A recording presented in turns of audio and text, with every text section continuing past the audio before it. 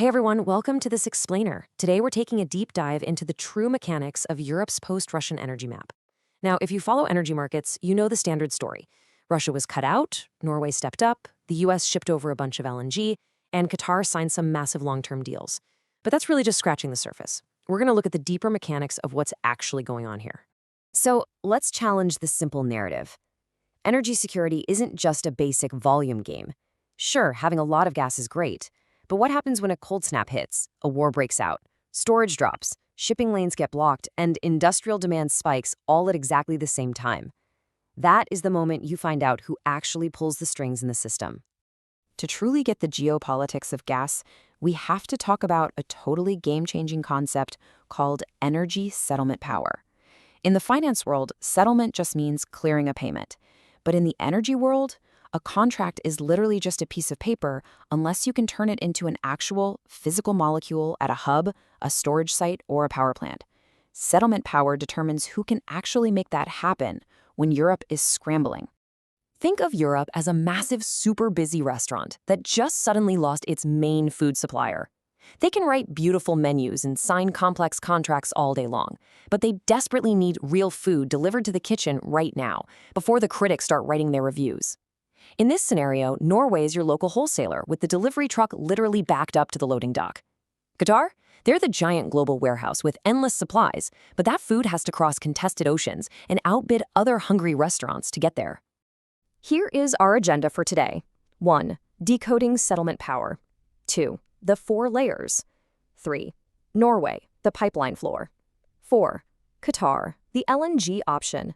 5. Market stress tests. 6. Europe's future. Section 1. Decoding settlement power and the 4 layers. Okay, so how do these markets actually clear and settle? It's not just a single switch. It breaks down into 4 completely different layers. First step is the physical layer. Who can physically deliver the molecule? This is your basic security of supply. Then, the price layer. What benchmark price is the contract, and who eats the volatility? Third is the contract layer. Are we talking spot market, long-term, take or pay? That determines your optionality. And finally, the political layer. Do you actually trust the supplier? Could this trade survive a major geopolitical crisis? Section 2, Norway versus Qatar. Let's map our 2 heavyweights against those 4 layers. You really shouldn't compare them as if they do the same job, because they absolutely don't. Norway anchors the physical and political settlement. They give you proximity, grid deliverability, and sky-high political trust. Qatar, on the flip side, dominates long-term contract and price settlement globally. They bring massive reserve scale and future optionality. Basically, Norway stabilizes the physical base right now, while Qatar prices the future option layer. Section 3. Norway, the pipeline floor. Let's look at Norway first.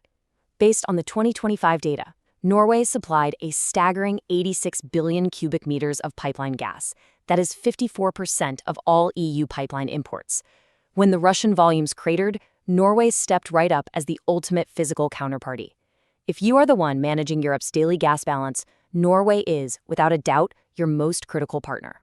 Norway's real power isn't about throwing currency around. It's about pure, reliable physical deliverability. They are plugged directly into northwestern Europe's infrastructure. They have super short supply chains compared to maritime LNG and incredible political alignment with the EU.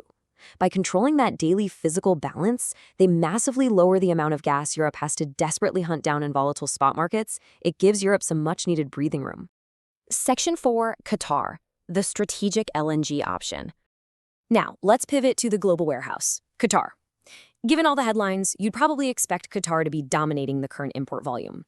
But in 2025, they supplied just 8.9% of the EU's liquefied natural gas. Crazy, right? For a cornerstone global energy player, that seems incredibly low. So where's all the rest coming from? Well, the US is actually the one doing the heavy lifting for flexible volume today. They completely dominated with a 56% share in 2025. So if anyone tells you Qatar is running Europe's day-to-day LNG supply, they're just wrong. But if they write off Qatar because of that 8.9% number, they are missing the entire strategic picture. Qatar's true leverage is completely forward-looking. They're expanding their massive North Field to 142 million tons per annum by 2030. They literally own the future cargoes that Europe is going to need when the spot market inevitably gets expensive. By locking in staggering 27-year deals with countries like the Netherlands, France, and Italy, Qatar is controlling the future option set. They're forcing European buyers into a long-term commitment today just to guarantee their survival tomorrow. Section 5. 3 Market Stress Tests. Let's see how this systemic chain actually holds up under pressure. We're going to look at 4 chronological points: the 2021 pre-crisis dependency, the 2022 Russia shock, the 2025 Russian phase-out, and the 2026 Qatar disruption. The 2022 Russia shock was a brutal wake-up call. Before then, the Russian pipeline system was incredibly efficient. It was cheap, it was huge, and it was deeply embedded. But none of that physical efficiency mattered the second the political settlement layer collapsed.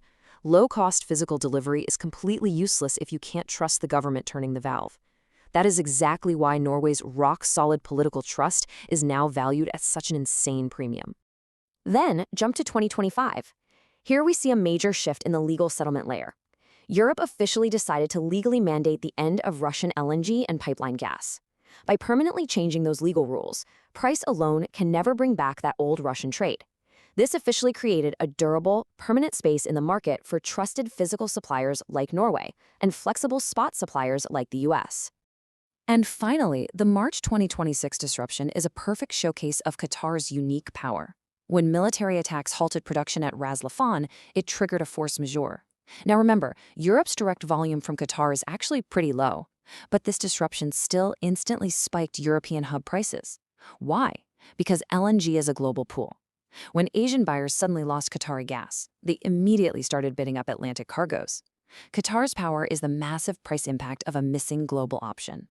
Section 6. Europe's future energy mad. So how does Europe navigate this complex new balance sheet going forward? The new architecture acts as a sequential chain. Step 1. Secure your daily physical deliverability with Norway. Step 2. Manage your flexible global spot volatility using US LNG. Step 3. Anchor your future long-term access with Qatari contracts. And Step 4. Tie it all together by enforcing price transparency through European trading hubs like TTF. If you take away just one thing from this explainer, let it be this. Norway settles Europe's gas balance through physical reliability, while Qatar settles future LNG optionality through global scarcity. Europe is desperately trying to avoid total dependence on any single layer. They're leveraging Norway for today's physical balance, and they're using Qatar to ensure against tomorrow's global scarcity. Both have immense settlement power, just on totally different time horizons. Which brings us to the ultimate question, and frankly, a massive contradiction for you to ponder. How does Europe guarantee its long-term gas security by signing 27-year contracts without completely torpedoing its own fast-approaching decarbonization goals? How do you commit to buying massive amounts of gas until the 2050s while promising the world you'll stop burning fossil fuels way before then? That contradiction is the defining tension of Europe's new energy map. Thanks so much for joining me on this explainer, and definitely keep an eye on those underlying layers behind the headlines.